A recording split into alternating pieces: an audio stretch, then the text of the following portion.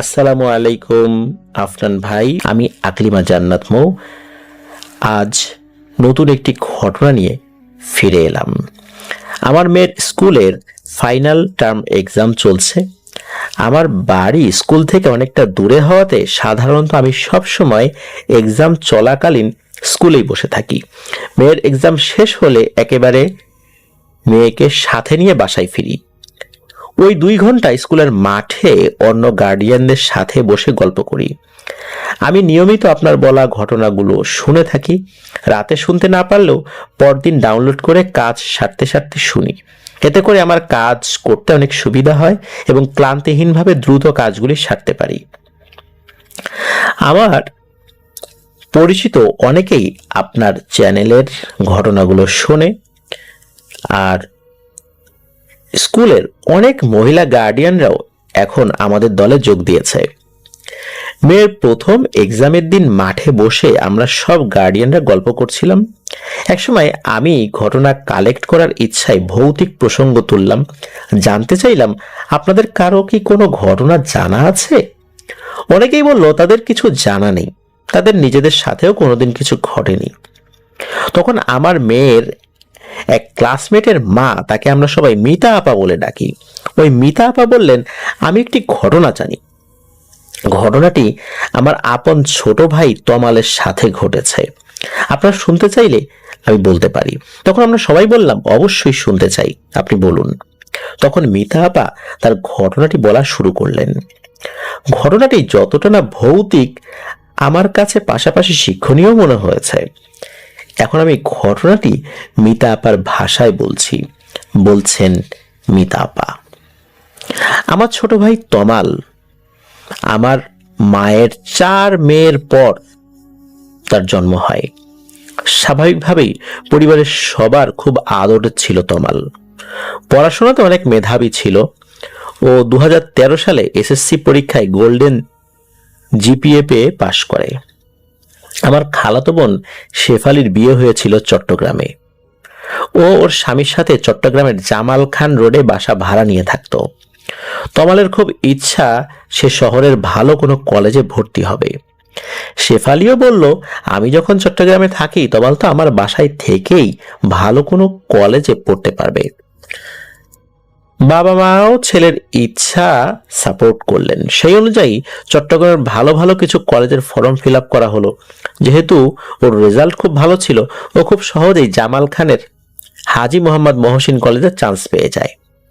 খালাতো বোনের বাসাও জামাল খানে হওয়াতে ওর সুবিধাও হয়েছিল। ভর্তি হয়ে গেল কলেজে। নিয়মিত কলেজে যাতায়াত করছে। দেখাশোনায় পড়াশোনায় খুব ভালো হওয়াতে আর অনেক মিশুক হবার কারণে খুব অল্প সময়ের মাঝে তমালের অনেক বন্ধু জুটে যায়। একবার কোরবানির ঈদের ছুটিতেও গ্রামে যায়। গ্রামে যাবার দ্বিতীয় দিনের ঘটনা। ও খাওয়া দাওয়া শেষে নিজের রুমে গিয়ে অনেক রাত পর্যন্ত শুয়ে শুয়ে ফেসবুক স্ক্রল করছিল। ফাঁকে ফাঁকে বন্ধুদের সাথে চ্যাটিং করছিল। কখন যে রাত 1টা বেজে গেছে ও টেরই পায়নি। একসময় মনে হলো এবার ফোন রেখে শুয়ে পড়ি। শহরে যাবার পর বন্ধুদের সাথে মেলামেশা করে ওর একটা বদ অভ্যাস তৈরি হয়েছিল। সেটা হলো সিগারেট খাওয়া। ওর পাশের রুমটাতেই বাবা মা থাকতো। ছেলে শহরে পড়তে গিয়েই শিক্ষা নিয়ে ফিরেছে জানলে বাবা মা খুব রাগ করবে। আমাদের বাবা ভীষণ রাগী একজন মানুষ। ছেলে মেয়েদের অনেক শাসনের মাঝে বড় করেছেন। বাবা নিজে কোনোদিন সিগারেট তো দূরের কথা, একটা পানও কোনোদিন খাননি। আর তার ছেলে কিনা সিগারেট ধরেছে, এটা জানতে পারলে বাবা খুব কষ্ট পাবেন।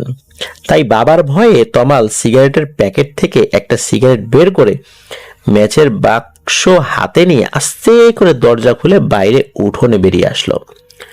ঝটপট 2-3টা টান দিয়ে আবার রুমে ফেরত আসবে কেউ টের পাওয়ার আগে। এটাই ছিল তার পরিকল্পনা। রাত আনুমানিক 3টার দিকে আম্মা ওঠেন ওয়াশরুমে যাওয়ার জন্য। তখন আর মনে পড়ে, আরে আজকে তো ছেলের রুমের মশারিটা টানিয়ে দেওয়া হয়নি। ছেলেটাও যে অলস, নিজেও তো টানিয়ে শুবে না, পরে মশার কামড় খাবে। যাই গিয়ে মশারিটা টানিয়ে দিয়ে আসি। এই ভেবে আম্মা ছেলের রুমে ঢুকলেন। গিয়ে দেখেন রুমের বাতি জ্বলছে, বিছানাও খালি, বারান্দার দরজাটাও খোলা। তমালের রুমের বারান্দার দরজা খুলে উঠোনে যাওয়া যায়। আম্মা বারান্দায় গিয়ে উঠানে উকি দিলেন। বারান্দার লাইটের আলোটা উঠানের অনেকটা অংশ আলোকিত করে। যতদূর দেখা যাচ্ছে উঠানে কেউ নেই। আম্মা উঠানে নেমে এসে এদিক ওদিক তমালকে খুঁজলেন, কোথাও দেখা যাচ্ছে না। কয়েকবার জোরে জোরে তমালের নাম ধরে ডাকলেন, কোনো সাড়াও পাওয়া গেল না। আম্মার ডাকাডাকি শুনে বাবা বিছানা ছেড়ে উঠে আসলেন। মা বাবা মিলে বাড়ির আশেপাশের ছেলের নাম ধরে ডাকাডাকি করে খুঁজলেন। ওনাদের ডাকাডাকিতে বাড়ির আশেপাশের অনেকেই এসে জড়ো হলো। তারাও টর্চ দিয়ে বাড়ির আশেপাশে খোঁজাখুঁজি করলো। কোথাও তমালের দেখা নেই। ওর মোবাইলেও কল দেওয়া হলো, মোবাইলটাও দেখা গেল রুমে বিছানায় পড়ে আছে। অনেক মানুষ মিলে টর্চ হাতে, মশাল হাতে চারদিকে ছড়িয়ে গেল তমালের খোঁজে। ওর বন্ধুরাও খবর শুনে তমালকে খুঁজতে লেগে গেল।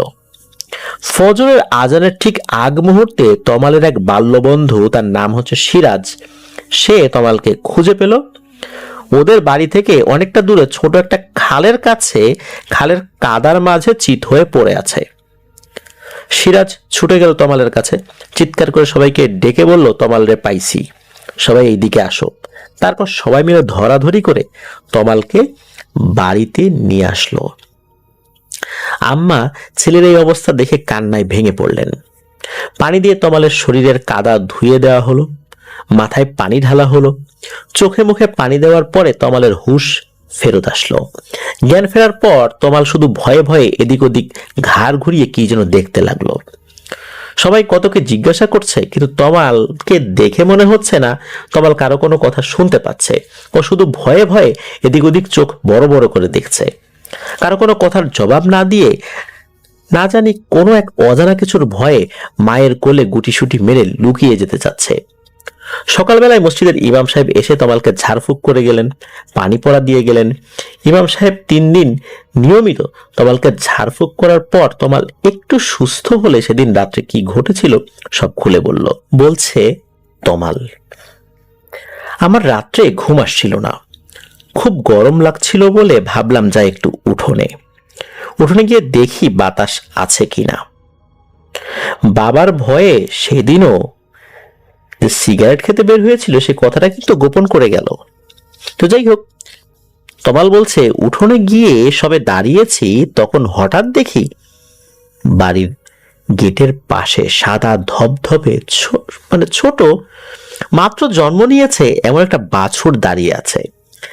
আমি ভাবলাম এত রাতে এইখানে বাছুর কোথা থেকে এলো, আমরা তো কোনো গরু বালি না। বাছুরটাকে মনে হলো যেন আমার দিকেই তাকিয়ে আছে। ছোট্ট সদ্য জন্ম নেওয়া কিউট একটা বাছুর আমার দেখতে খুব আদরেরই লাগছিল। আমি বাছুরটার দিকে এগিয়ে গেলাম। বাছুরটা যেন আমাকে দেখে আস্তে আস্তে টলমল পায়ে বাইরের দিকে যেতে লাগলো। আমি যেন এক ঘোরের মধ্যে বাছুরটাকে ধরার জন্য তার পিছু পিছু যেতে লাগলাম। কখন যে আমি বাড়ি থেকে দূরে চলে এসেছি বলতে পারবো না। আমি বাছুরটাকে ধরার জন্য জোরে জোরে হাঁটছি, আর বাছুরটা তো ভালো মতো হাঁটতেই পারছে না, অথচ বারবার সামান্যর জন্য আমি বাছুরটা নাগাল পেয়েও নাগাল পাই না। একসময় আমি দেখলাম বাছুরটা খালের পানির দিকে নেমে যাচ্ছে। আমার বারবার বাছুরটাকে ধরার চেষ্টা ব্যর্থ হচ্ছে। তারপর বাছুরটা পানির দিকে এগিয়ে যাচ্ছে। আমার এতে খুব জেদ চাপলো, মনে মনে বললাম, এই কই যাস, পানিতে মরার জন্য যাচ্ছিস নাকি? দাঁড়া, এখন যদি তোরে আমি না ধরছি তো। এই বলে অনেকটা লাফ দিয়ে গেলাম বাছুরটাকে ধরতে। বাছুরটার পেছনে 2 পা ধরেও ফেলেছিলাম, তখনই হঠাৎ বাছুরটা জোরে একটা চিৎকার মেরে খালের পাশে নারকেল গাছটিতে একটা লাফ দিয়ে উঠে গেল। আর গাছটিতে উঠেই বাছুরটা তার রূপ পাল্টে ফেললো। আমার চোখের সামনেই ওইটা একটা বিভৎস আকারের মেয়ের রূপ ধারণ করে ফেললো, আর বিশ্রী স্বরে আমার দিকে তাকিয়ে হাসতে লাগলো। এই দৃশ্য দেখে যেই না আমি ঘুরে বাড়ির দিকে দৌড় দিতে যাব, গাছ থেকে ওই মেয়েটা তার লম্বা একটা হাত বাড়িয়ে এক হেঁচকা টান মেরে আমাকে কাদায় ফেলে দিল। তারপর আমি আর কিছু বলতে পারি না। তমালের একথা শুনে ওই দিন বাবা গ্রামের বড় একজন হুজুরকে নিয়ে আসলেন তমালকে দেখে ঝাড়ফুঁক করে যাবার জন্য। হুজুর এসে অনেকক্ষণ সময় নিয়ে তমালকে দেখলেন, ওর সাথে কথা বললেন। হুজুরের মনে হলো তমাল সম্পূর্ণ ঘটনাটি বলেনি, ও বোধ হয় কিছু চেপে গেছে।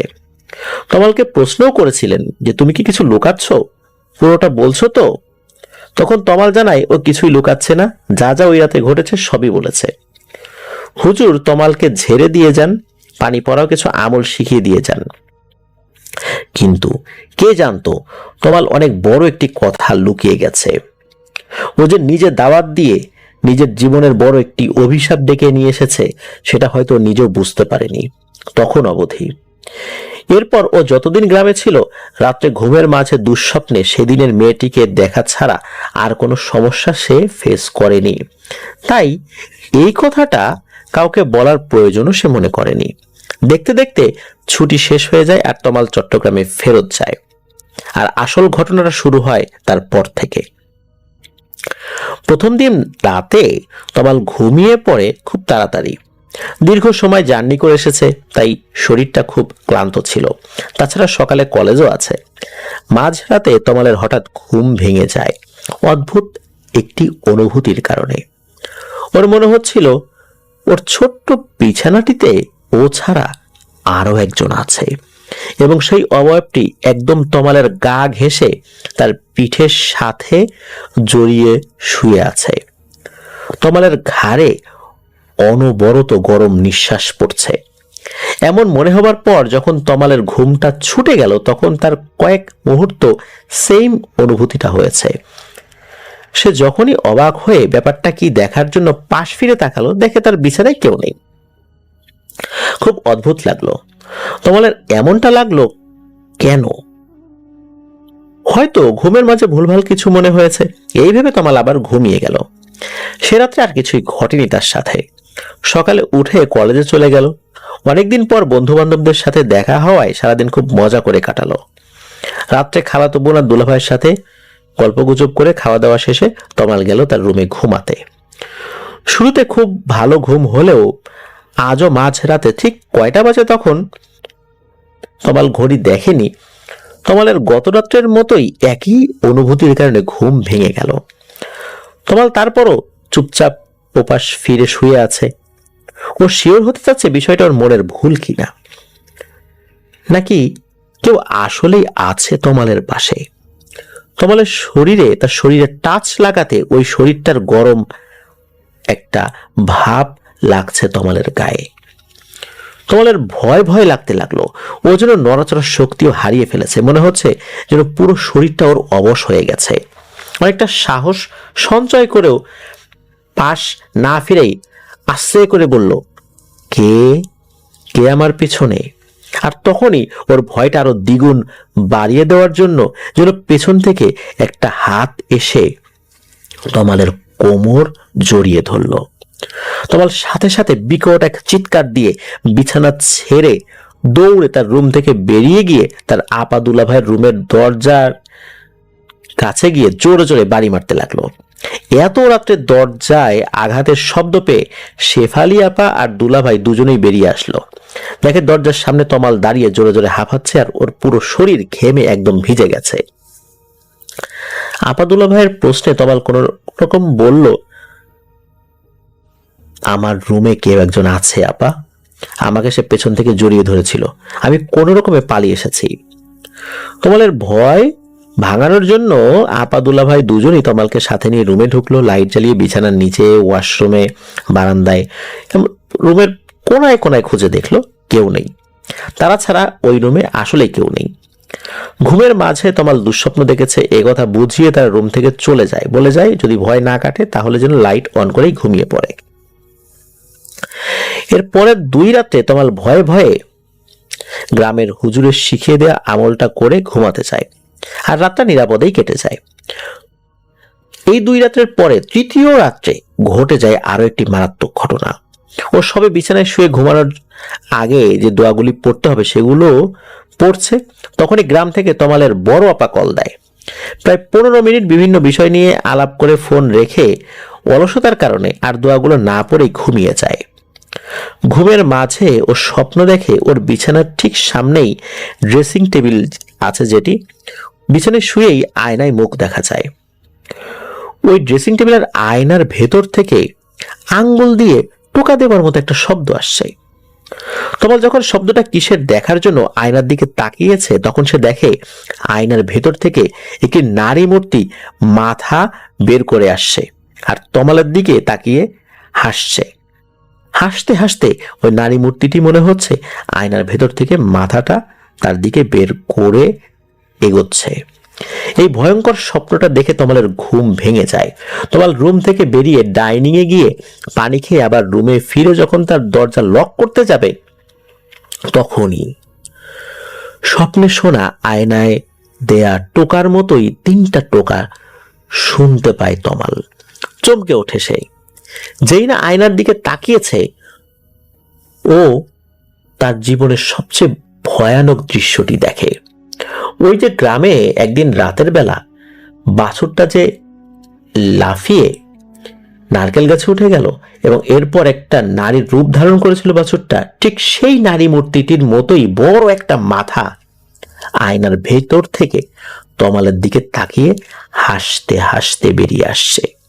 এটা দেখে তমালের শুধু এতটুকু মনে আছে, ও দেহের সর্বোচ্চ শক্তি এক করে বিকট এক চিৎকার করেছে।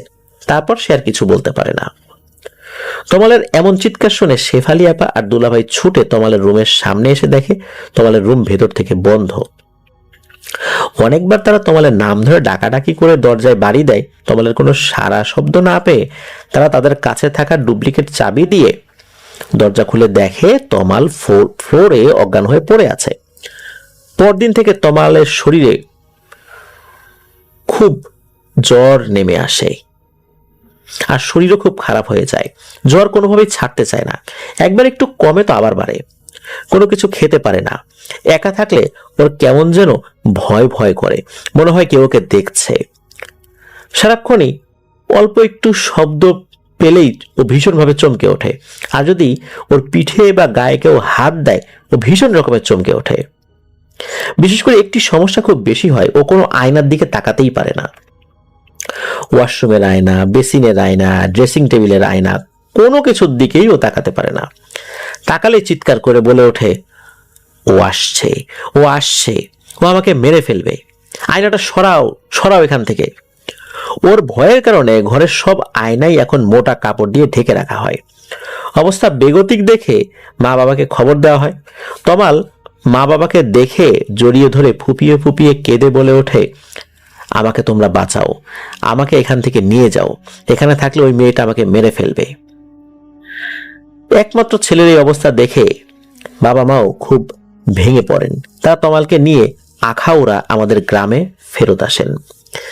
গ্রামে ফেরত আসার পর যোগ হয় এক নতুন যন্ত্রণা। তমাল রাতে ঘুমাতেই পারতো না।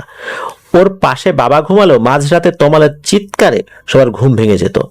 কখনো দেখা যেত তমালকে কে যেন ধাক্কা দিয়ে বিছানা থেকে ফেলে দিয়েছে। এত জোরে বিছানা থেকে পড়তো যে কোমরে পিঠে প্রচন্ড ব্যথা পেত। মাঝে মাঝে দেখা যেত ওরা হাতে পায়ে পিঠে বড় বড় নখের আঁচড়। আঁচড়গুলো এতটাই গভীর থাকতো যে চামড়াগুলো ছিলে রক্ত বেরিয়ে আসতো। দেখতে দেখতে তমালের অবস্থা আরো খারাপের দিকে যেতে লাগলো। রাতে ঘুমের মাঝে বিড়বিড় করে একা একা কার সাথে যেন কথা বলে। মাঝে মাঝে ঘুমের ভেতরেই মনে হয় অদৃশ্য কারো হাত থেকে বাঁচার জন্য হাত পা ছুটতে থাকে। সেই ঘুম থেকে চিৎকার করে জেগে উঠে ঠক ঠক করে কাঁপতে থাকে। বাড়িতে আসার পরেও ওর ভয়ের কারণে বাসার সব আয়না, এমনকি ওয়াশরুম, বেসিন, ড্রেসিং টেবিল, এগুলো সব আয়না খুলে রাখতে হয়েছিল। একদিন বিকালের কথা, তখন মাগরিবের আজান হবার 10 মিনিটের মতো বাকি। ওদের বাড়ির উঠোনে আমার আর আমার সেজো আপার কয়েকজন বাচ্চা খেলাধুলা করছিল। মামা অসুস্থ শুনে ওরা আমাদের সাথে মামাকে দেখতে এসেছে। তমাল ঘরের বারান্দার এক কোনায় বসে ওদের খেলা দেখছিল। হঠাৎ কি যেন হলো, তমাল বিকট এক চিৎকার দিয়ে চেয়ার থেকে উঠে পালাতে গিয়ে অজ্ঞান হয়ে মাটিতে লুটিয়ে পড়ল। বাড়ির সবাই এসে তমালকে ধরাধরি করে বিছানায় নিয়ে শুইয়ে দিল। আম্মা তো হাউমাউ করে কাঁদতে লাগলো। আমার এত ভালো তরতাজা ছেলেটার কি হয়ে গেল? তমালের এমন অবস্থা দেখে বাবা আগের সেই হুজুরকে নিয়ে আসেন তমালকে দেখানোর জন্য। হুজুর এসে ঝাড়ফুঁক করে তমালের জ্ঞান ফেরান। জ্ঞান ফিরলে হুজুর জানতে চান যে হঠাৎ কি দেখে এমন ভয় পেল তমাল। তখন তমাল জানায় যে ও বসে বসে বাচ্চাদের খেলা দেখছিল। ওদের উঠানের বাম পাশে একটা বাংলো ঘর আছে, মেহমানরা আসলে ওই ঘরে তাদেরকে বসতে দেওয়া হয়। হঠাৎ তমালের চোখ যায় ওই ঘরের টিনের চালের দিকে। ও দেখতে পায় ঘরের পেছনের দিকে চালের উপর দিক দিয়ে কিছু একটা যেন উকি দিচ্ছে, আবার লুকিয়ে যাচ্ছে। বিষয়টা ভালো করে দেখার জন্য যখন সে আবার মনোযোগ দিয়ে তাকিয়ে থাকলো সেদিকে, তখন দেখলো ওই বিভৎস নারী মূর্তিটির মাথাটি আবার উকি দিয়েছে এবং তার দিকে তাকিয়ে কুৎসিত হাসি দিয়ে টিকটিকির মতো চাল বেয়ে নিচে নেমে আসছে তার দিকে। এই প্রথমবার তমাল ওই নারী মূর্তিটির দেহের বাকি অংশ দেখতে পেল। ওইটার মাথাটি মানুষের মতো হলেও আকার ছিল অনেক বড়, আর ঘাড় থেকে দেহের বাকিটুকু ছিল একটা বড় আকারের টিকটিকির মতো, যেন এই টিকটিকিটির মাথার জায়গায় একটা মহিলার মাথা লাগিয়ে দেওয়া হয়েছে। এই দৃশ্য দেখেই সে ভয় পেয়েছিল। হুজুর পুরোটা শুনে আজকেও জানতে চাইল, তমাল তুমি কি আমাদের কাছে কিছু লুকাচ্ছ? আমার কেন যেন মনে হচ্ছে তোমার সাথে যা যা ঘটছে এর পেছনে অন্য কোনো কারণ আছে। এমনি এমনি এসব হচ্ছে না তোমার সাথে, আমাকে সব খুলে বলো, না হলে আমি তো তোমার কোনো উপকার করতে পারবো না, আর যতটুকু করব উপকার এগুলো কাজে আসবে না। কিছু না লোকে আমাকে সব খুলে বলো। তখন তমাল হুজুরের হাত ধরে ডুকরে কেঁদে উঠল আর বলল, আমাকে বাঁচান হুজুর, আমার মনে হচ্ছে ওটা আমাকে মেরেই ফেলবে। হুজুর তাকে আশ্বস্ত করলো উনি যথাসাধ্য চেষ্টা করবেন। তখন তমাল এতদিন যা যা লুকিয়েছে সবকিছু সবার সামনে হুজুরকে খুলে বলল। তা শুনে রীতিমতো সবাই শিউরে ওঠে।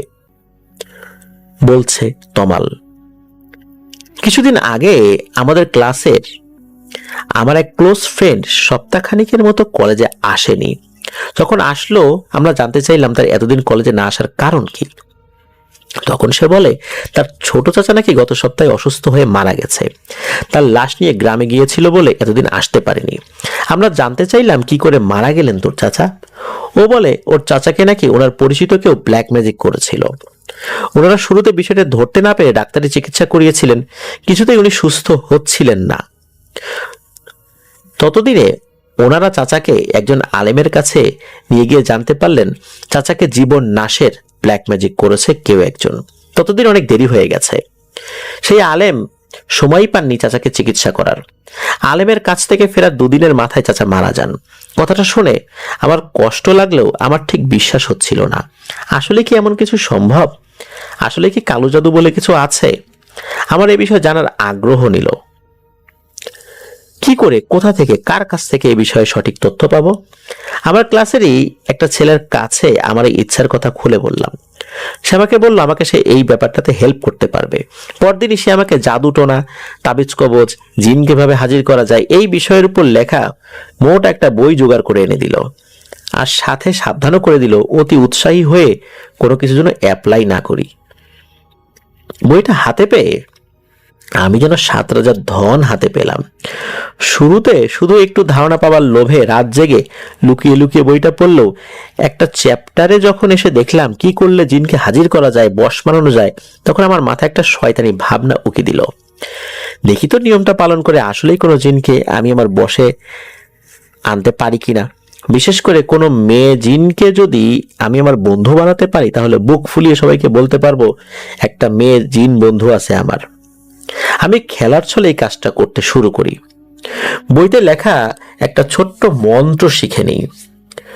বইতে যেভাবে লেখা ছিল সেই মোতাবেক রাত 2:30টার দিকে প্রথম 3 দিন রুম অন্ধকার করে আগরবাতি আর মোমবাতি জ্বালিয়ে মন্ত্রটা 7 বার উচ্চারণ করে মনে মনে বলতে থাকি, আমার আশেপাশে যদি কোনো মেয়ে জিন থেকে থাকো আমার সাথে দেখা দাও। মূলত দুষ্টুমি করেই বলেছিলাম এগুলো। তারপর 3 দিন গায়ে সুগন্ধি মেখে রাত 2:30টার দিকে ছাদে গিয়ে এই মন্ত্রটা আর কথাটা বলেছিলাম। আপাদুল্লাহ ভাইকে লুকিয়ে ছাদের চাবিটা এনে রুমে লুকিয়ে রেখেছিলাম। কাজটা করতে আমি খুব মজা পাচ্ছিলাম। আমার বিশ্বাস ছিল এসব কিছুই না, ভুয়া আর ফালতু কথা, কিচ্ছু হবে না আমার। তার পরের 3 দিন যা করেছি তা আরো ভয়ানক বলে একটু লজ্জা পেয়ে তমাল মাথা নিচু করে রইল। তমালের এহেন কাণ্ড শুনে বাসার সবাই তো ভাষা হারিয়ে ফেলল।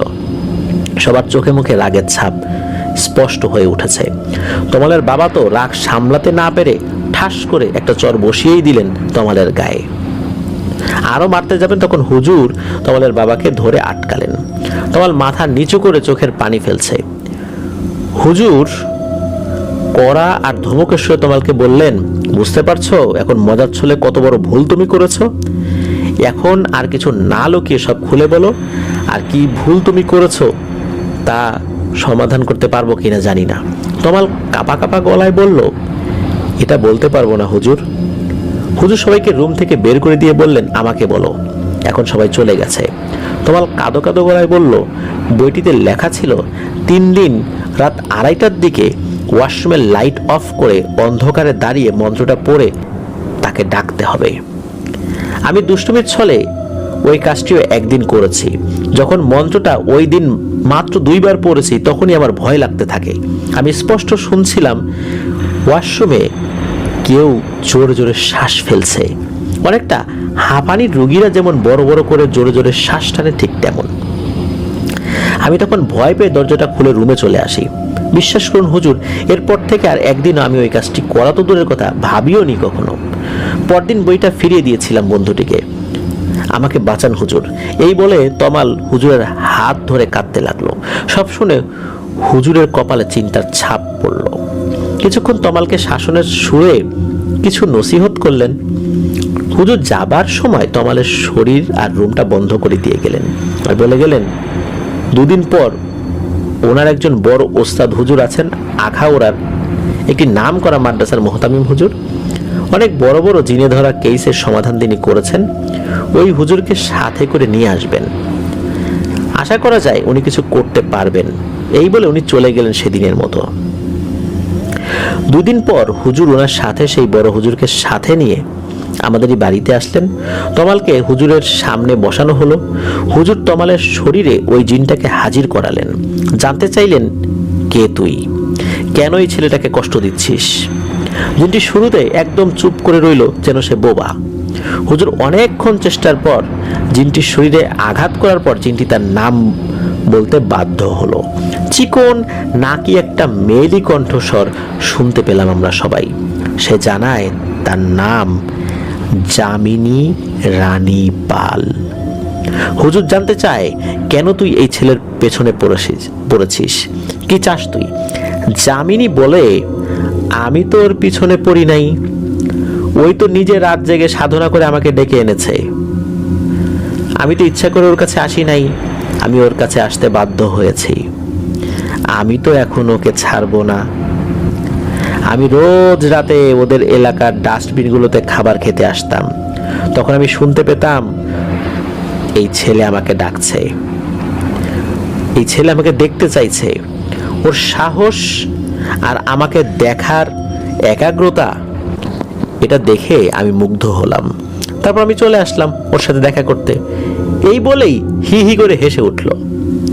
হুজুর আর জামিনীর মাঝে অনেক কথা কাটাকাটি হলো। হুজুর তাকে তমালকে ছেড়ে দেওয়ার কথা বললেই সে কেঁদে উঠে বলে, সে কিছুতেই তমালকে ছেড়ে যেতে পারবে না। এখন সে আজীবন তমালের সাথে থাকবে। তাকে যদি বেশি জোরাজোরি করা হয়, সে তমালের বড় একটা ক্ষতি করে ছাড়বে। হুজুর জামিনীকে অনেক লোভ দেখায়, বলে সে যদি তমালকে ছেড়ে দেয় তাহলে একটা আস্ত খাসি দেয়া হবে বা একটা আস্ত গরু দেয়া হবে। এরপরও কিছুতেই জামিনী তমালকে ছাড়তে রাজি হয় না। হুজুর সে রাতে অনেক চেষ্টা করেও জামিনীকে ছাড়াতে ব্যর্থ হন। বলে যান পরদিন তিনি আবার আসবেন। এই জিনকে এত সহজে ছাড়ানো যাবে না, অনেক শক্তিশালী আর জেদি প্রকৃতির বদ জিন এই জামিনী। পরদিন হুজুর আবার আসেন। সেদিন আবার জামিনীকে হাজির করা হয়। জামিনী বলে, এই ছেলে আমাকে নিজে ডেকে এনেছে, আমাকে নিজ ইচ্ছায় তার রক্ত খেতে দিয়েছে। আমি এখন তার রক্তে মিশে গেছি, এখন তো আমি কিছুতেই ওকে ছাড়তে পারবো না। হুজুর বলেন, তুই মিথ্যা কথা বলছিস। ও কবে তোকে রক্ত খেতে দিল? যামিনী বলে, আমি পিশাচ শ্রেণীর জিন হতে পারি, কিন্তু আমি মিথ্যাবাদী নই। ও সেদিন ওয়াশরুমে নিজের কনিষ্ঠা আঙ্গুল কেটে আমাকে এক ফোঁটা রক্ত খেতে দিয়েছিল। ও সেই কথাটা তোমাদের কাছে গোপন করে গেছে। এখন আমি ওকে ছেড়ে যেতে পারবো না। ওকে ছেড়ে গেলে আমার নিজেরই ক্ষতি হবে।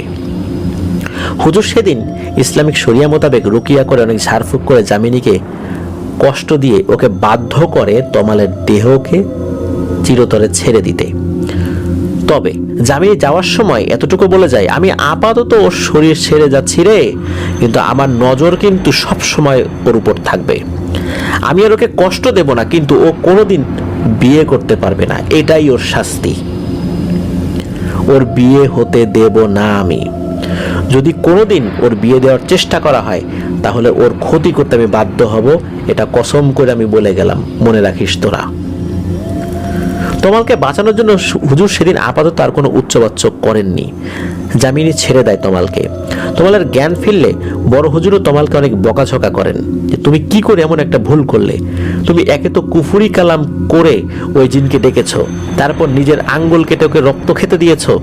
এখনো তো তোমার সাথে এমনভাবে মিশে গেছে, ওকে ছাড়ানোটা অনেক সময় আর কষ্টের ব্যাপার হয়ে যাবে।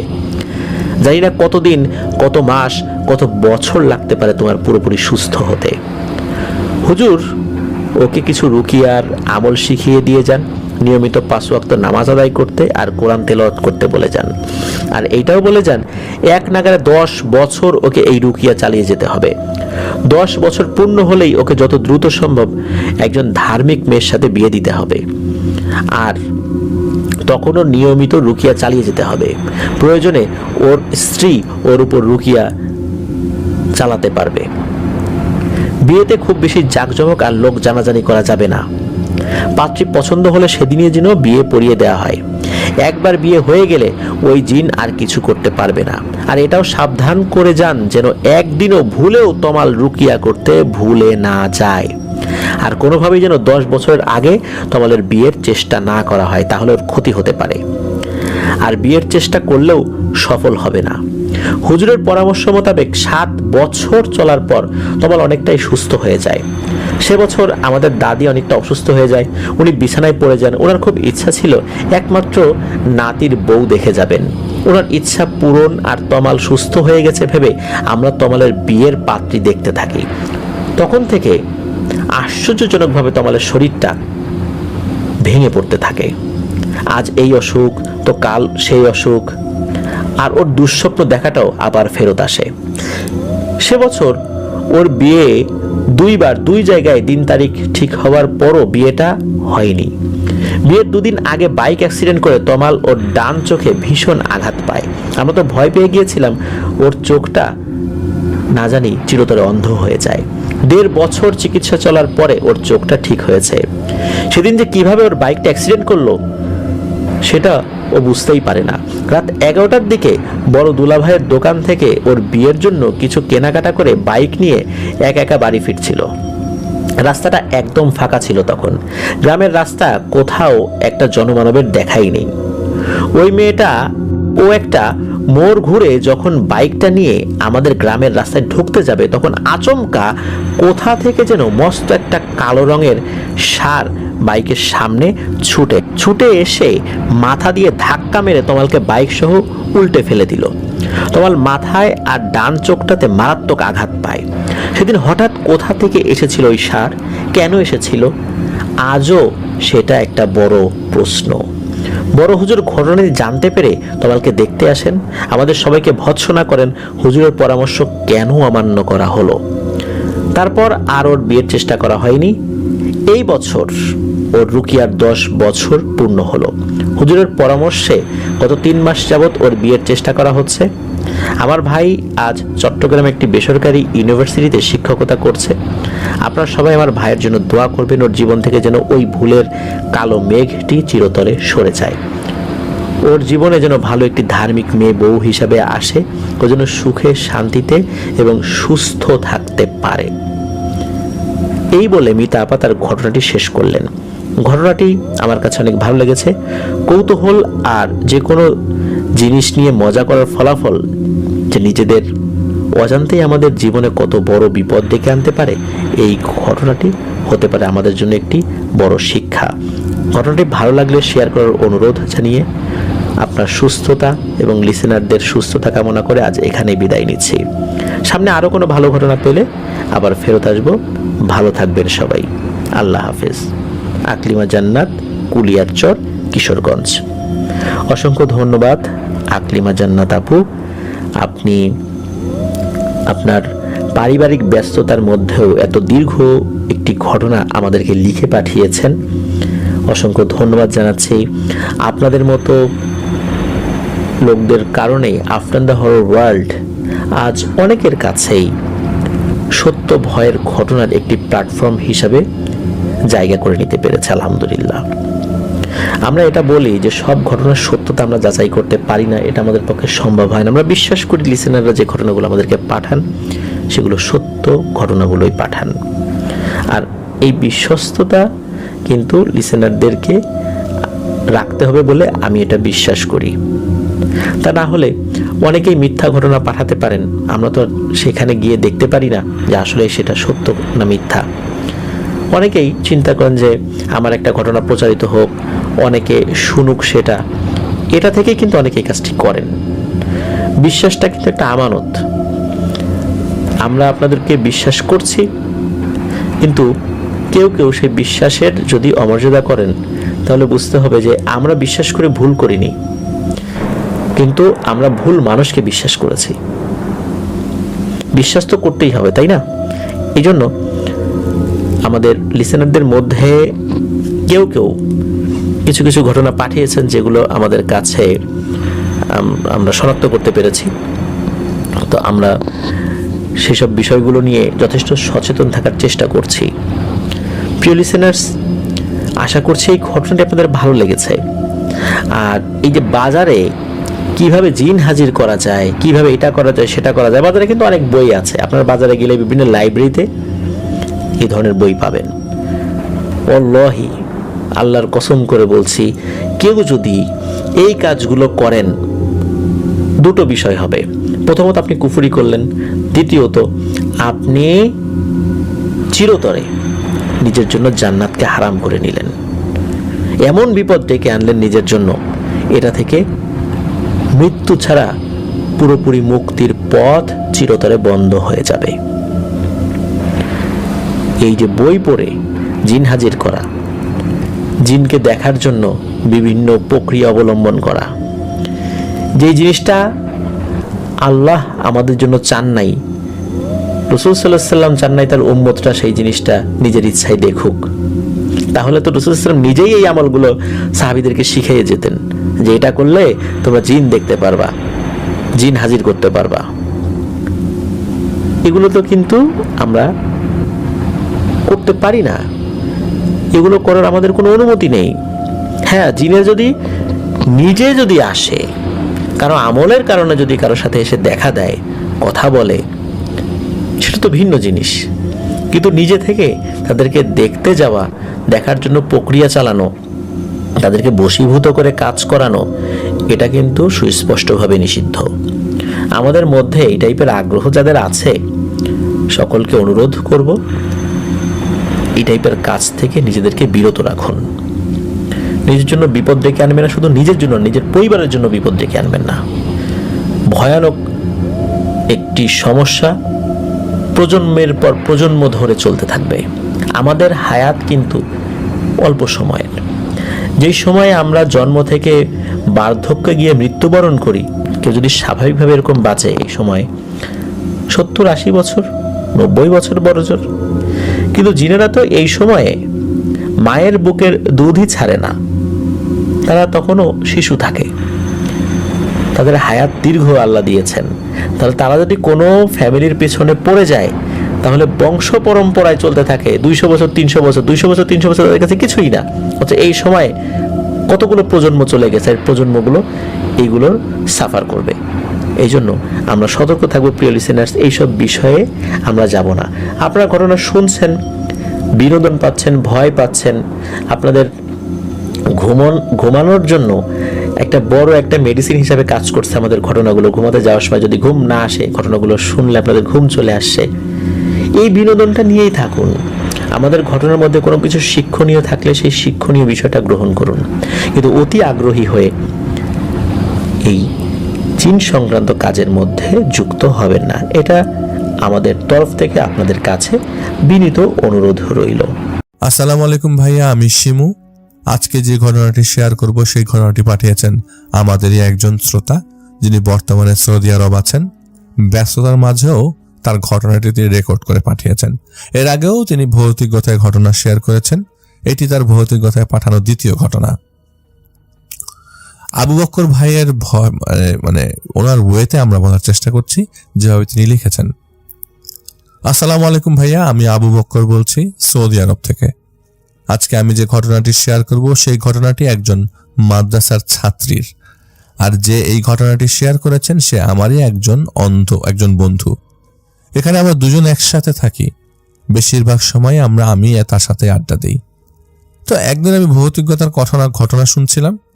আমাকে ঘটনা শুনতে দেখে আমার ওই ফ্রেন্ড আমাকে জিজ্ঞাসা করে, তুমি কি এগুলা সবসময় শোনো?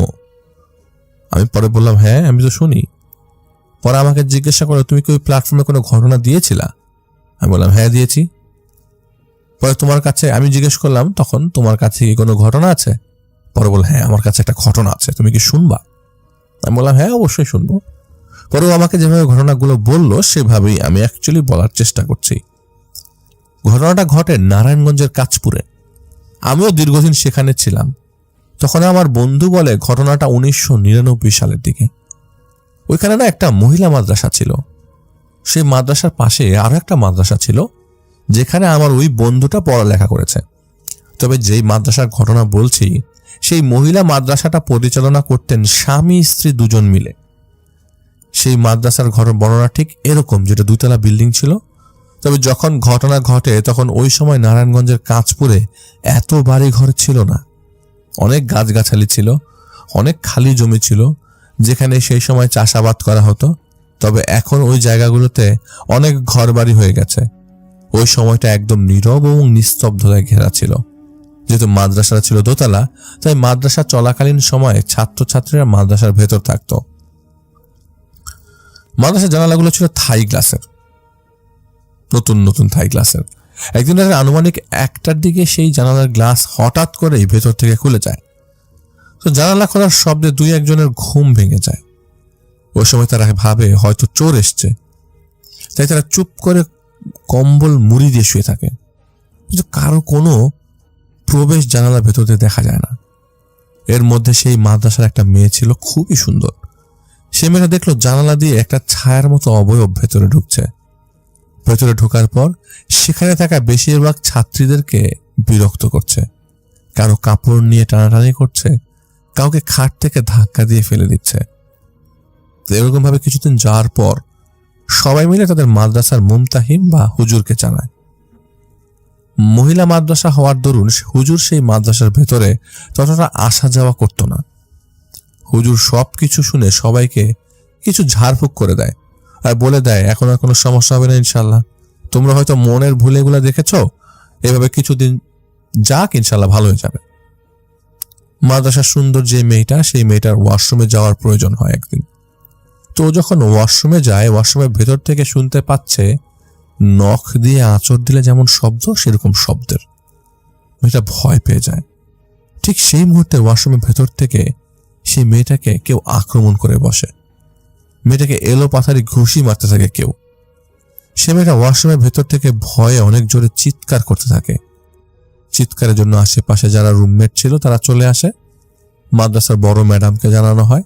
পরে সেই ম্যাডাম তার হাজবেন্ডকে জানায় বিষয়টা, আর বলে মাদ্রাসার এক ছাত্রীর বাথরুমের ভেতরে একটা ঘটনা ঘটে গেছে, কেউ একজন সেই মেয়েটার গলা টিপে ধরেছে।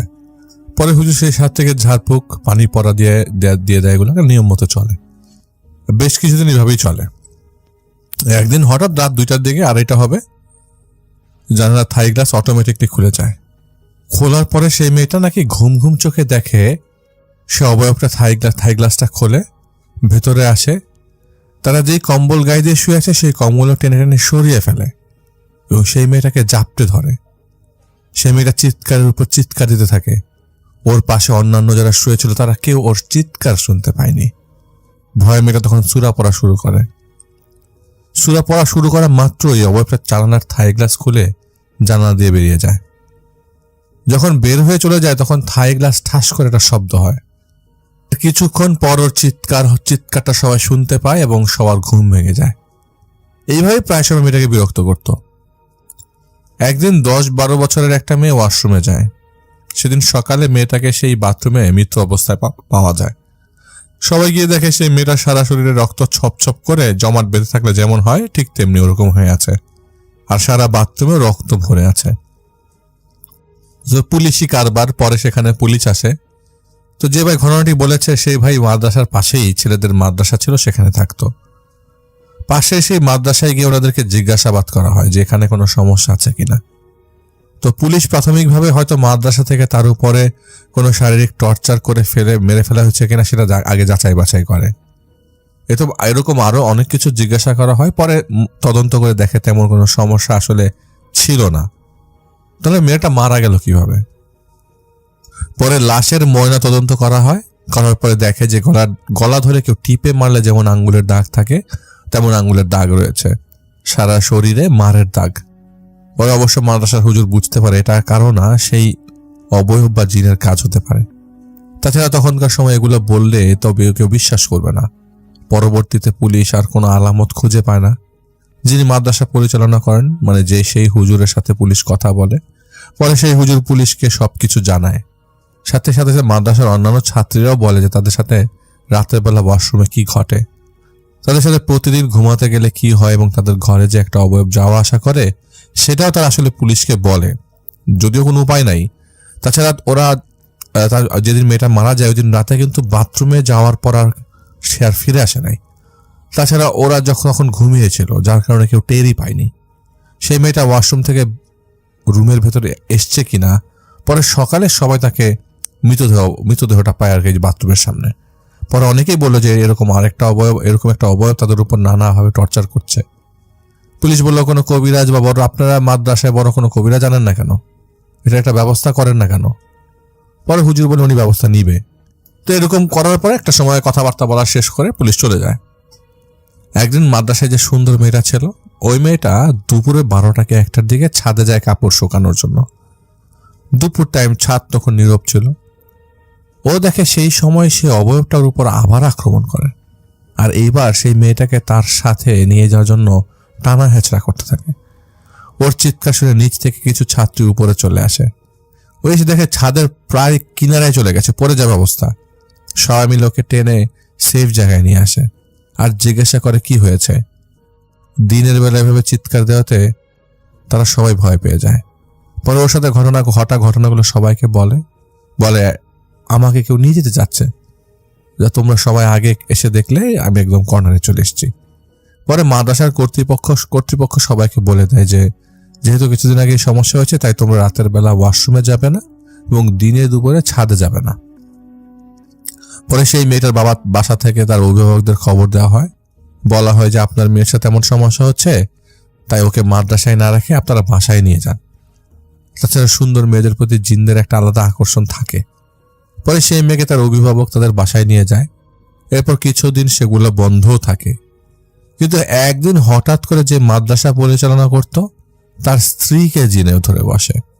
একদিন রাতে সেই হুজুরের স্ত্রী ওয়াশরুমে যায়। ওনারা নিচ তলায় থাকতো।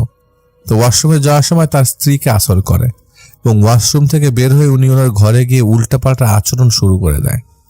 ওনার হাজবেন্ডকে বলতে থাকে আমার সময় শেষ, আমি আর এখানে থাকবো না, আমি তোমার সাথে থাকবো না, আমি এখান থেকে চলে যাব। আর একদিন সেই হুজুরের ওয়াইফকে জিনটা অনেক মারধর করে।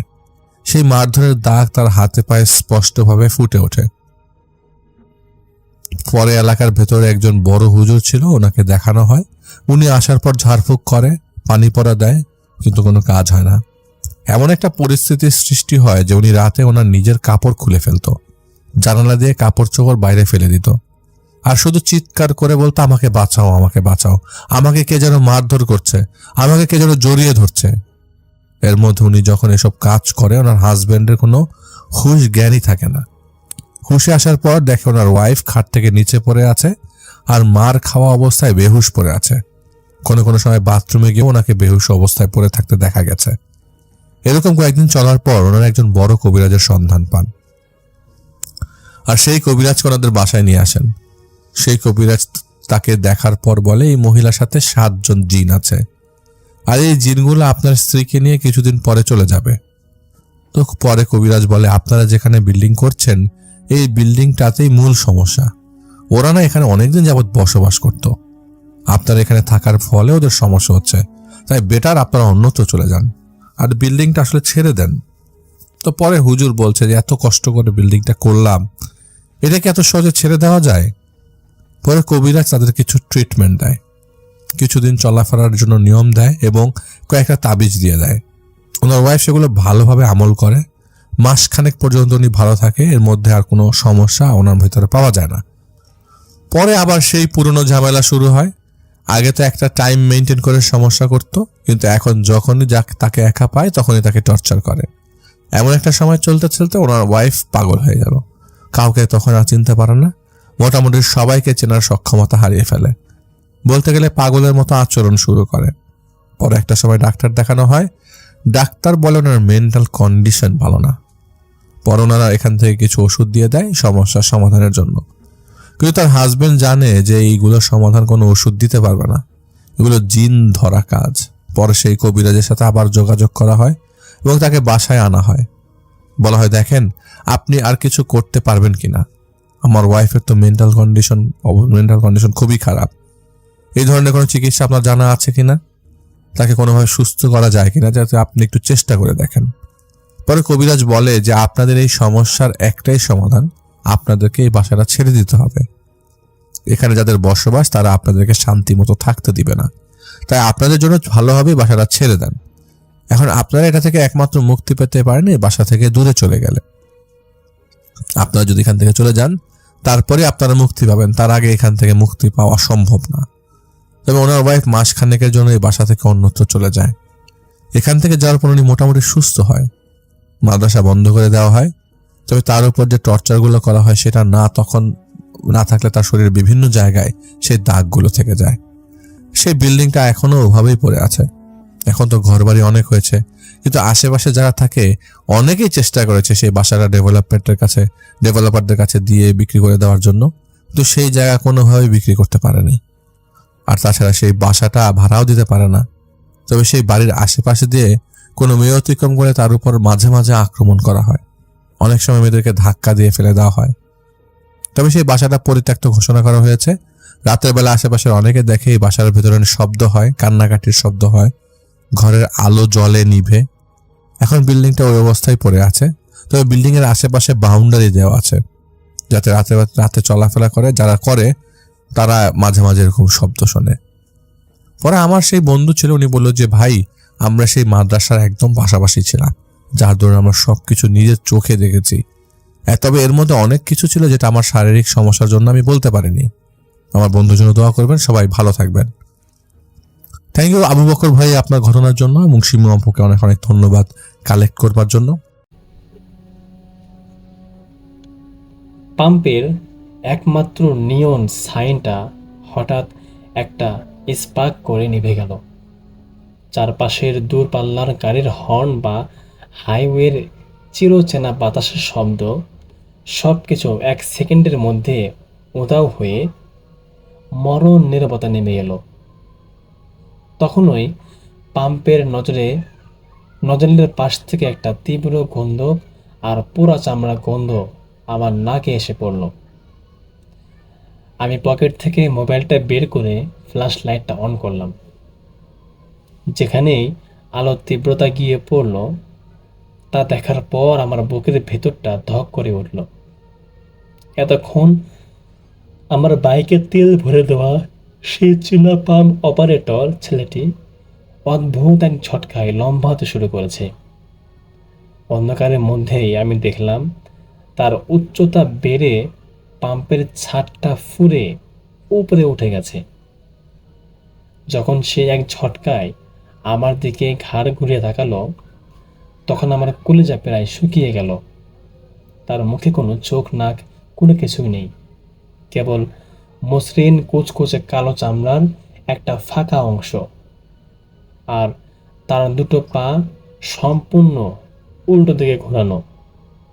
সে তার দীর্ঘ কঙ্কালসারা হাতটা বাড়িয়ে এক ঝটকায় আমার কলারটা চেপে ধরল, আর একটা বিকট গগনবিদারী চেরা গলায় হেসে উঠে বলল, নিশি রাতে জিনের ডারায় তুই তেল নিতে আসছিস রে বোকা? চল, আজকে তোকে তেল দিয়েই ভরে দেব। এই ঘটনা 2023 সালের সেপ্টেম্বর মাসের। আমার নাম ফয়সাল। আমি পেশায় একজন সেলস এক্সিকিউটিভ। তাই প্রায় জায়গায় মোটর বাইক নিয়ে ঢাকার বাইরে বিভিন্ন জেলায় আমার ট্যুর করতে হতো। সেদিন সিলেট থেকে কাজ শেষ করে ঢাকায় ফেরার পথে বেশ রাত হয়ে গিয়েছিল। তখন ঘড়িতে আনুমানিক রাত 2:30। হাইওয়েটা কুয়াশায় একদম ঢাকা ছিল, আর আমার বাইকের ফুয়েল ইন্ডিকেটর তখন একদম লাল দাগ ছুঁয়ে ফেলেছে। ঠিক তখনই কুয়াশার ভেতর থেকে একটা পেট্রোল পাম্পের আলো আমি দেখতে পেলাম। তো আলো দেখার পরেই আমি প্রায় হাঁপ ছেয়ে বাঁচলাম। পাম্পটা দেখতে বেশ পুরনো ছিল এবং সেখানে কোনো গাড়ি বা অন্য কোনো মানুষ ছিল না। আমি বাইকটা থামিয়ে হর্ন দিতেই ভেতর থেকে একটা নীল রঙের শার্ট পরা এক অপারেটর ছেলে বের হয়ে এলো। আমি বললাম, ভাই, আমার তো বাইকে তেল নেই, ফুল ট্যাঙ্ক করে দাও। তখন সে ছেলেটি কোনো কথা না বলে যান্ত্রিকভাবে নজলটা দিয়ে আমার বাইকের ট্যাঙ্কে ঢুকিয়ে দিল। কিন্তু ঠিক তখনই আমি খেয়াল করলাম যে পাম্পের মিটারে কোনো রিডিং উঠছে না, অথচ তরল কিছু একটা ভেতরে পড়ার শব্দ হচ্ছে। আর তার চেয়ে অদ্ভুত ব্যাপার হলো, চারপাশের হাইওয়ের চেনা শব্দ, দূর থেকে আসা কোনো ট্রাকের আওয়াজ বা বাতাসের শব্দ, সব কিছু যেন এক পলকেই গায়েব হয়ে গেল। যেন চারপাশটা কোনো এক গভীর কবরের মতো নিস্তব্ধ হয়ে গেল। বাতাসে হঠাৎ করে একটা তীব্র পচা মাংসের আর সালফারের গন্ধ ছড়িয়ে পড়ল। ঠিক তখনই পাম্পের মাথার ওপর একমাত্র নিয়ন লাইটটা দপ করে নিভে গেল। আমি অন্ধকারে দাঁড়িয়ে যখন মোবাইলটা বের করে ফ্ল্যাশ লাইটটা অন করলাম, তখন আলোর তীব্রতা সেই ছেলের ওপর পড়তেই আমার পায়ের তলার মাটি সরে গেল। আলোর নিচে তার শরীরটা অদ্ভুত এক ভঙ্গিতে মোচড় দিয়ে সোজা উপরের দিকে বাড়তে শুরু করলো। এক পলকেই তার উচ্চতা সাধারণ মানুষের চেয়ে অন্তত 3 গুণ বেশি হয়ে গেল, এবং মাথাটা গিয়ে ঠেকল পাম্পের টিনের চালের মগডালে। যখন সে ধীর গতিতে আমার দিকে ঘাড় ঘোরালো, আমি দেখলাম তার মুখে কোনো চোখ নাক বা কোনো কিছুই নেই, এমনকি চামড়াও নেই, কেবল কুচকুচে কালো চামড়ার মতো একটা ফাঁকা মসৃণ অংশ। আর তার হাঁটু থেকে নিচের পা দুটো সম্পূর্ণ উল্টো হয়ে ঘুরে আছে। ভয়ে আমার পুরো শরীর অবশ হয়ে গেল। পা দুটো বাইকের পেডেলের সাথে জ্যাম হয়ে গেল। সে তার সেই দীর্ঘ কঙ্কালসার হাতটা বাড়িয়ে এক ঝটকায় আমার গলাটা চেপে ধরে আমাকে বাইক সহ শূন্যে ভেসে তুলল। তাই অক্সিজেনের অভাবে আমি ছটফট করতে লাগলাম, আর তার সেই অবয়বহীন মুখের ভেতর থেকেই একটা চেরা গলায় ফিসফিসানি ভেসে এলো এবং বলল যে এই পাম্প আরও 5 বছর আগেই আগুনে পুড়ে শেষ হয়ে গেছে, তাই আজকে তোকেও এখানে পুড়তে হবে। এই কথা বলতেই আমার ভিতরের সমস্ত সুখ যেন একদম একাকার হয়ে গেল। তখন আমি আমার মনকে শক্ত করে মনের সমস্ত শক্তি এক করে সূরা ইখলাস এবং সূরা নাস পড়তে শুরু করলাম। আমি যখনই এই দুই সূরা পড়া শুরু করলাম, তখন অলৌকিকভাবে আল্লাহর নাম মনে মনে আসতেই একটা তীব্র অদৃশ্য বাতাসের ধাক্কায় সে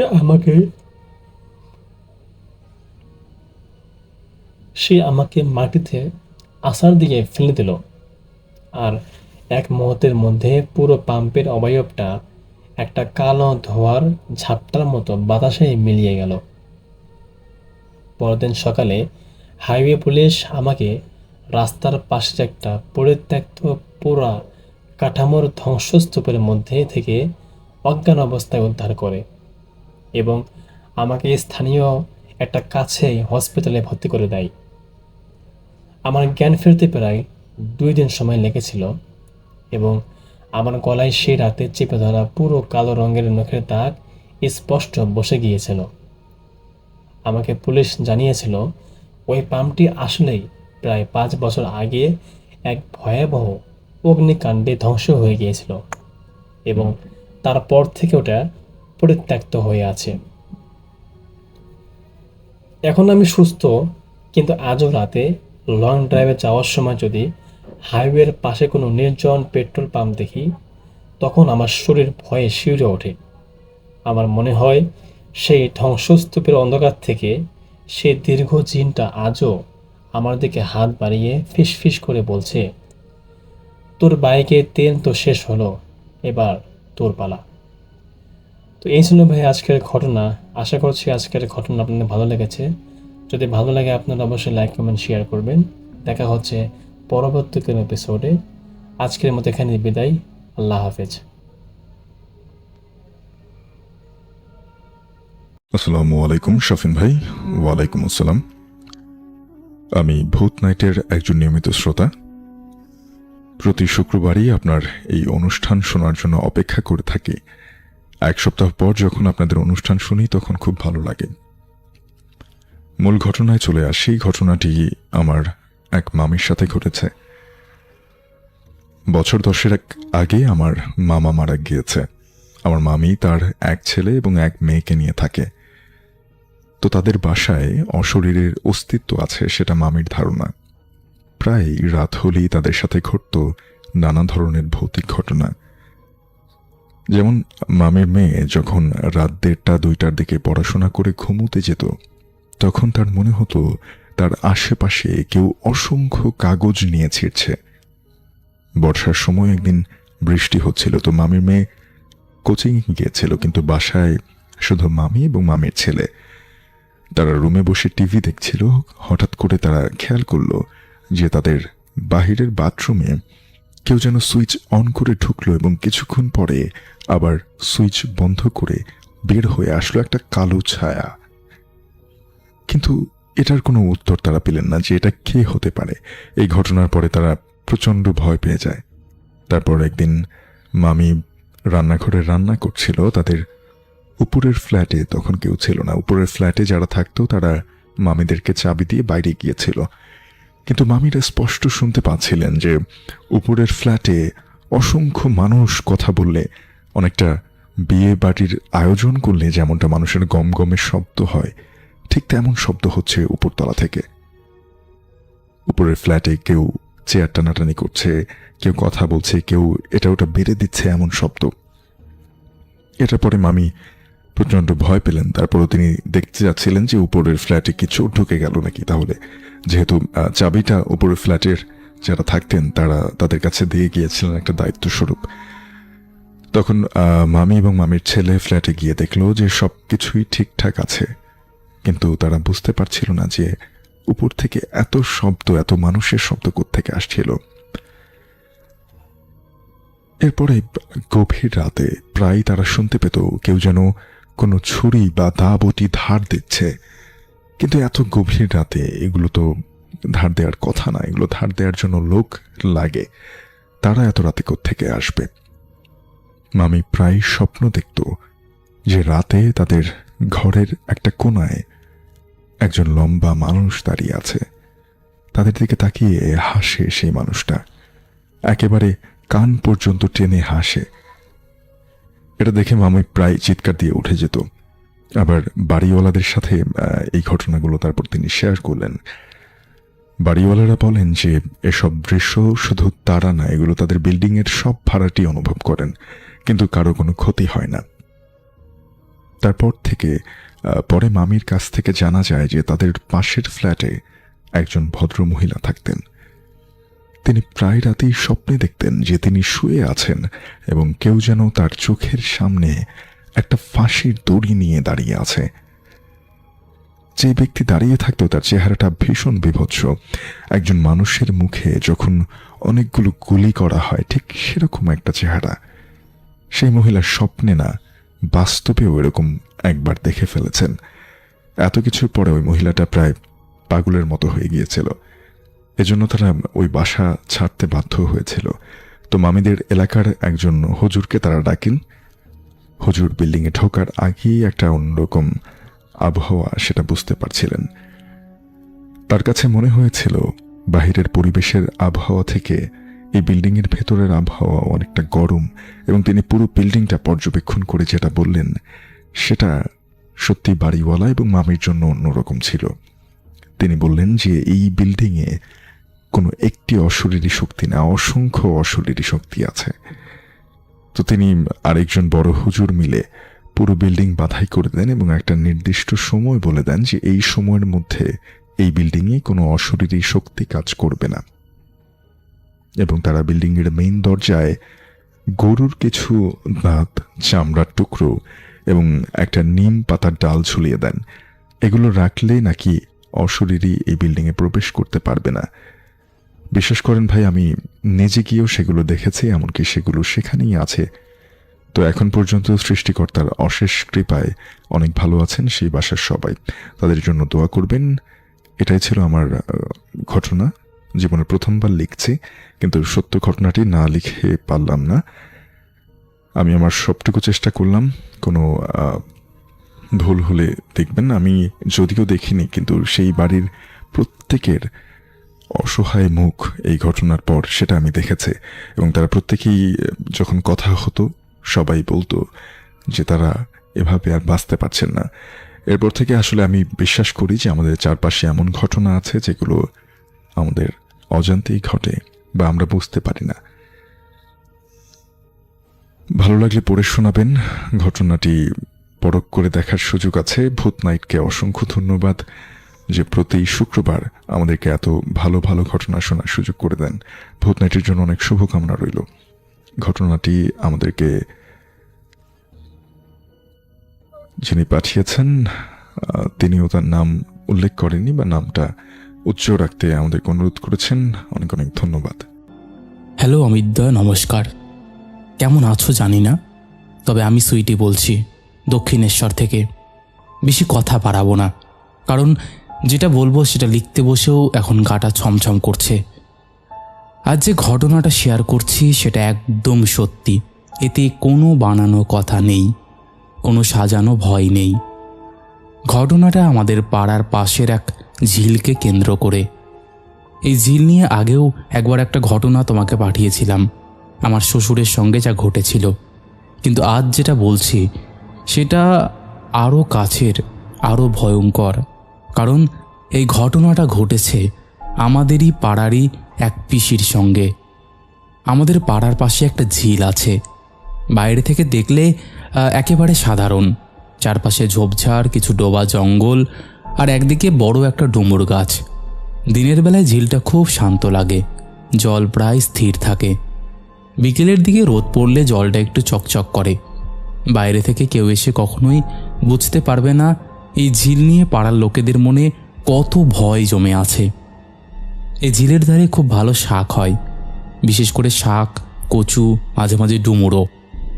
আমাদের পাড়ায় একটা পিসি আছেন, উনি খুব গরিব। ওনার সংসার বলতে উনি আর ওনার কাজ। রোজ বিকেলে উনি ওই ঝিলের ধারে যান শাক কচু তুলতে। পরের দিন সকালে বাজারে বিক্রি করেন। ওই টাকাতেই ওনার রোজকার সংসার চলে। পিসির এই কাজটা আবার নতুন কিছু না, বছরের পর বছর ধরে উনি এভাবেই শাক তুলছেন। ঝিলের ধারের সামনের দিকটা উনি সবচেয়ে বেশি চেনেন, সেখানেই রোজ রোজ যান।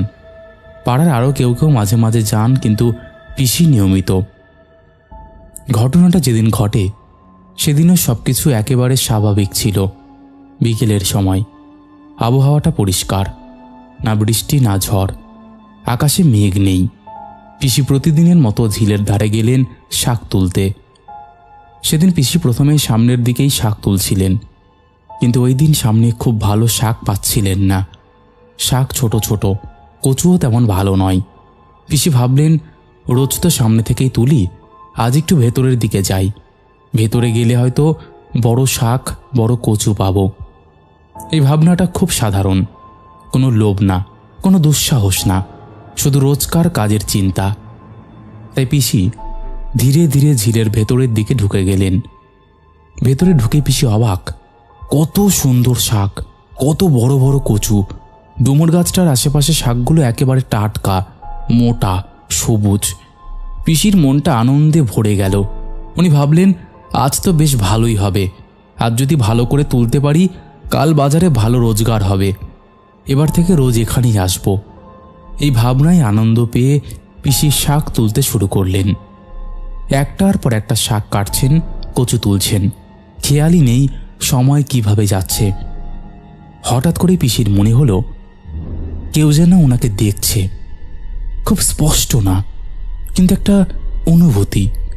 পেছন থেকে, পাশ থেকে কেউ যেন তাকিয়ে আছে। পিসি প্রথমে অতটা পাত্তা দিলেন না, এমন অনুভূতি মাঝে মাঝে হয়। উনি ভাবলেন, এগুলো আমার মনের ভুল। কিন্তু কয়েক মিনিট পর আবার সেই অনুভূতি, এবার একটু বেশি জোরালো। পিসি কাজ থামালেন না, মাথা নিচু করে শাক তুলতেই থাকলেন। এরপর হঠাৎ করে বাতাস বইতে শুরু করলো, খুব জোরে, এমনভাবে যে গাছের পাতা শব্দ করতে লাগলো। অথচ আবহাওয়া তখনও ভালো, আকাশ পরিষ্কার, কোনো ঝড়ের লক্ষণ নেই।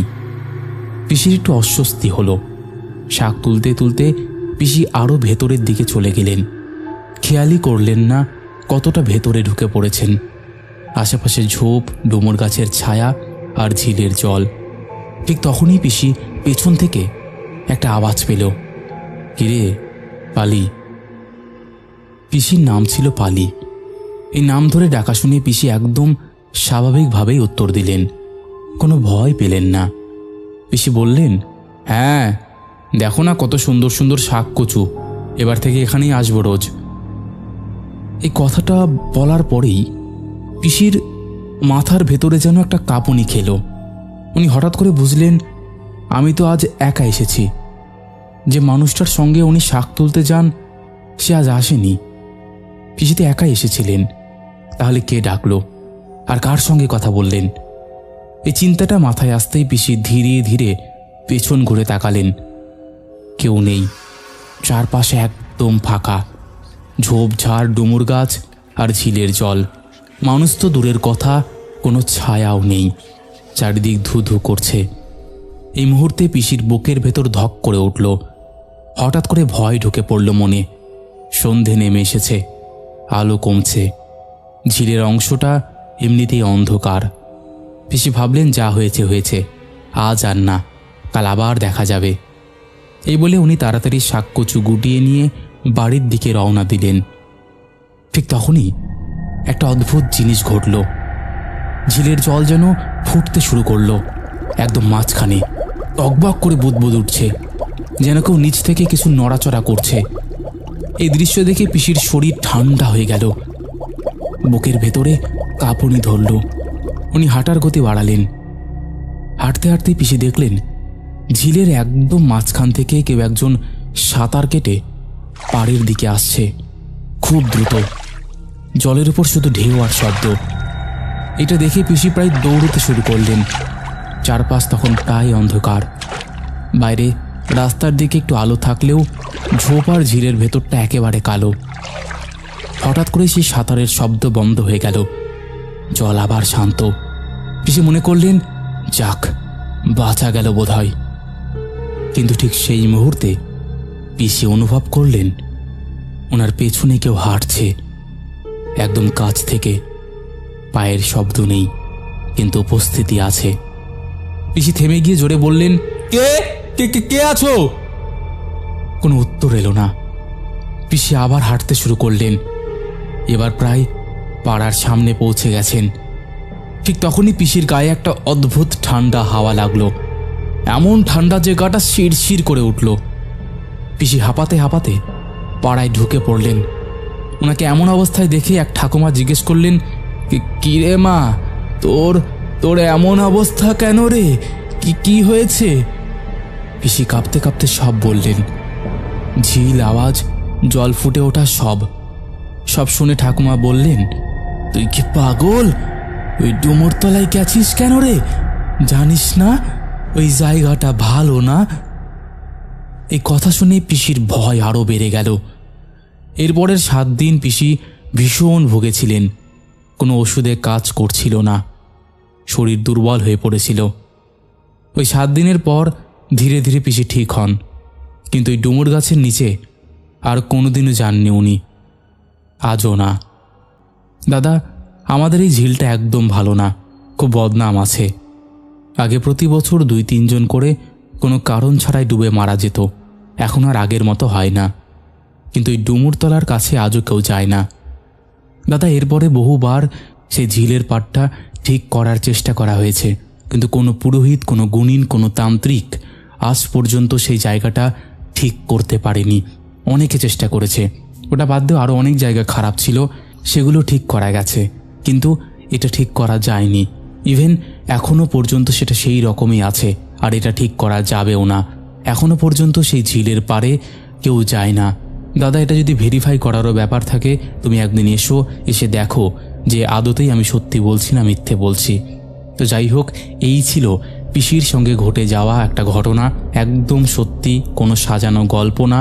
যদি তোমার মনে হয় ভৌতিক কথাতে বলা যায় তাহলে তুমি বলতে পারো।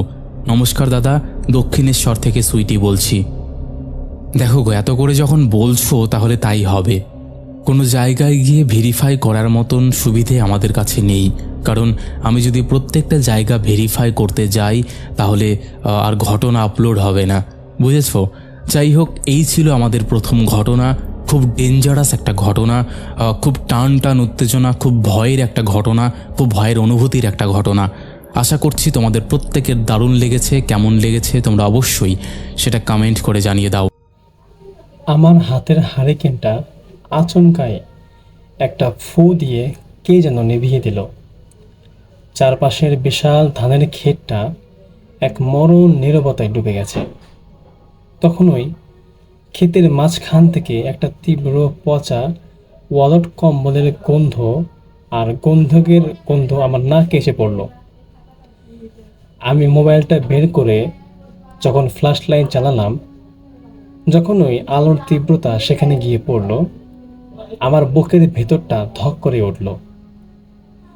ক্ষেতের আইল ঘেঁষে এতক্ষণ কুপি হাতে হেঁটে চলা আমার সেই চেনা চাচাতো ভাইটি অদ্ভুতভাবেই লম্বা হতে শুরু করেছে। অন্ধকারের মধ্যে আমি দেখলাম তার উচ্চতা বেড়ে ক্ষেতের পাশের তাল গাছটার সমান হয়ে গেছে। যখন সে এক ঝটকায় আমার দিকে ঘাড় ঘুরিয়ে তাকালো, তখন ভয়ে আমার কলিজাটা শুকিয়ে গেল। তার মুখে কোনো চোখ, নাক, কোনো কিছু নেই, কেবল মসৃণ কুচকুচে কালো চামড়ার একটা ফাঁকা অংশ, আর তার দুটো পা সম্পূর্ণ উল্টো দিক দিয়ে ঘোরানো। সে তার দীর্ঘ কঙ্কালসার হাতটা বাড়িয়ে এক ঝটকায় আমার কলারটা চেপে ধরল, আর একটা বিকট গগনবিদারী চেরা গলায় হেসে ওঠে বলল, নিশি রাতে জিনের খেতে ছদ্মবেশে এমন জিনকে তুই চিনতে পারলি না রে বোকা। তো এই ঘটনা 2025 সালের নভেম্বর মাসের। আমার নাম সিয়াম। আমি তখন কুষ্টিয়ার এক প্রত্যন্ত গ্রামে আমার এক বন্ধুর খামারের বেড়াতে গিয়েছিলাম। গ্রামটা ভীষণ শান্ত ছিল, কিন্তু ওখানকার একটা বিশাল ফসলি মাঠ আর তার মাঝখানের একটা পুরনো আইল নিয়ে মানুষের মনের তীব্র আতঙ্ক ছিল। স্থানীয়রা বলতো ওই জায়গাটা জিনের ক্ষেত।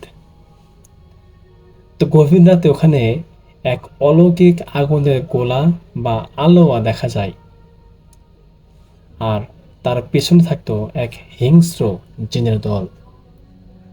রাত 10টার পর গ্রামের কোনো কৃষকও ভুল করেও ওই মাঠের দিকে একা একা যেত না।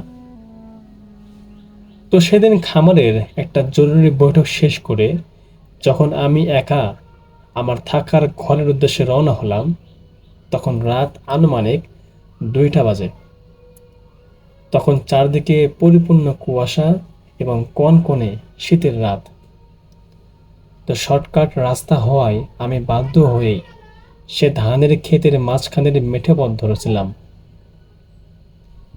আমি যখন ক্ষেতের ঠিক মাঝখানটায় পৌঁছালাম, তখনই চারপাশের পরিবেশটা আচমকা থমথমে হয়ে গেল।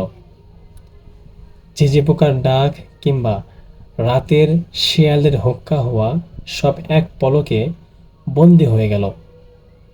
ঠিক তখনই আমার হাতের হারিকেনটা আপনা আপনি নিভে গেল।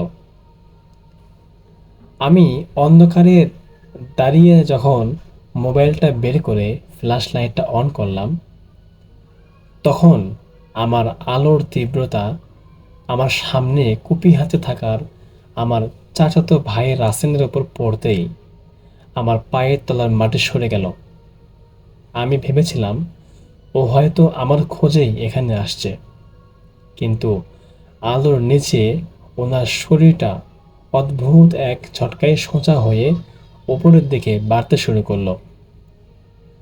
ওনার উচ্চতা সাধারণ মানুষের চেয়ে অন্তত 3 গুণ বেশি হয়ে গেল। মাথাটা গিয়ে ঠেকল ক্ষেতের আশেপাশের তাল গাছের মংটালে। যখন সে ধীর গতিতে আমার দিকে ঘাড় ঘোরালো, আমি দেখলাম ওনার মুখে কোনো চোখ, নাক বা চামড়া নেই, কেবল কুচকুচে কালো অন্ধকারের একটা শূন্য গর্ত। আর ওর হাঁটু থেকে নিচের পা দুটো সম্পূর্ণ উল্টো দিকে ঘোরানো। ভয়ে আমার পুরো শরীর অবশ হয়ে গেল। পা দুটো মাটির সাথে জ্যাম হয়ে গেল। সে তার সেই দীর্ঘ কঙ্কালসার হাতটা বাড়িয়ে এক ঝটকাতেই আমার গলাটা চেপে ধরে আমাকে মাটি থেকে অন্তত 2-3 ফুট উপরে শূন্যে তুলে ফেলল। আমি যখন অক্সিজেনের অভাবে ছটফট করতে লাগলাম, আর তার সেই অবয়বহীন মুখের ভেতর থেকেই একটা বিরাট চেরা গলায় ফিসফিসানি ভেসে এলো। সে বলল, জিনের সীমানায় পা দিয়েছিস, এবার তোকে এই ক্ষেতেই চিরতরে মাটির নিচে পুঁতে ফেলা হবে। যখন এই কথা বলল, তখন আমার শরীরের প্রত্যেকটা লোম দাঁড়িয়ে গেল। আমি যখন মৃত্যুর শেষ পর্যায়ে চলে গেলাম, তখনই আমার মনের সমস্ত শক্তি এক করে আমি মনে মনে আয়াতুল কুরসি পড়তে শুরু করলাম। যখনই আমি আয়াতুল কুরসি পড়া শুরু করলাম, তখনই অলৌকিকভাবে আল্লাহর নাম মনে মনে আসতেই একটা তীব্র অদৃশ্য বাতাসের ধাক্কায় সে আমাকে মাটিতে ছেড়ে খুব জোরে মাটিতে আছাড় দিয়ে ফেলে দিল। আর এক মুহূর্তের মধ্যেই পুরো অবয়বটা একটা কালো ধোঁয়ার ঝাপটার মতো একটা বিকট চিৎকার দিয়ে বাতাসের সাথে মিলিয়ে গেল, এবং আমি সেখানেই অজ্ঞান হয়ে পড়ে গেলাম। পরদিন সকালে গ্রামের কৃষকরা আমাকে ওই ধানের ক্ষেতের আইলে অজ্ঞান অবস্থায় উদ্ধার করে এবং আমাকে পাশের একটা হসপিটালে নিয়ে যায়, এবং সেখানে নিয়ে যাওয়ার পরে প্রায় 3 দিন পর আমার জ্ঞান ফিরেছিল। এবং আমি যখন গ্রামের লোকদেরকে সেই দিনের ঘটনার কথা বললাম, তখন সবাই আমাকে বলল যে, বাবা, তোমার ভাগ্য খুব ভালো যে তুমি এখান থেকে বেঁচে ফিরেছ। তোমার আগেও এরকম অনেকের সাথেই ঘটনা ঘটে গিয়েছে, যারা ওখান থেকে জীবন্ত ফিরতে পারেনি, পুরোপুরি নিখোঁজ হয়ে গেছিল। তো যখন আমার জ্ঞান ফিরল, তখনও আমার গলায় সেই রাতে চেপে ধরা পুরো কালো রঙের নখের দাগ স্পষ্ট বসে গিয়েছিল। আর সবচেয়ে আশ্চর্যের বিষয় হলো রাসেল নাকি সেদিন রাতে প্রজেক্টের ঘরে ঘুমিয়েছিল। যদিও আজকে আমি সুস্থ, কিন্তু আজও রাতে ঘুমানোর সময় যদি বাইরে কোনো বাতাসের বা ধানের পাতার খড়খড় শব্দ শুনি, আমার শরীর ভয়ে শিউরে ওঠে। আমার মনে হয় সে অভিশপ্ত ধানের ক্ষেত থেকে সে দীর্ঘ জিনটা আজও আমার দিকে হাত বাড়িয়ে ফিসফিস করে বলছে, পরের বার আর পালাতে পারবি না। তো এই ছিল ভাই আজকের ঘটনা। আশা করছি আজকের ঘটনা ভালো লেগেছে। যদি ভালো লাগে আপনারা অবশ্যই লাইক, কমেন্ট, শেয়ার করবেন। দেখা হবে পরবর্তী কোনো এপিসোডে। আজকের মতো এখানেই বিদায়। আল্লাহ হাফেজ। ধন্যবাদ প্রিয় লিসেনার, যারা এতক্ষণ পর্যন্ত আমাদের বাছাইকৃত ঘটনাগুলো শুনলেন।